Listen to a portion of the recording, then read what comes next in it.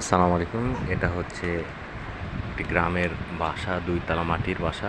আমি এখানে ছিলাম গত রাতে। অনেক সুন্দর পরিবেশ। এখন আপনাদেরকে নিয়ে যাব বাংলাদেশ এবং ভারত আ সীমান্ত এলাকায়। দেখতে থাকুন, চোখ রাখুন। এখন এখানে আসলাম বাড়ি থেকে একদম পুরো 3 কিলোমিটার।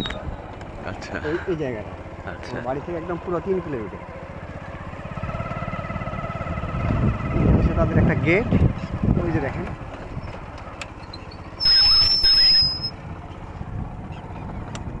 এটা একটা গেট, গাছের নিচে ওই যে হ্যাঁ, হ্যাঁ, হ্যাঁ। এটা একটা গেট।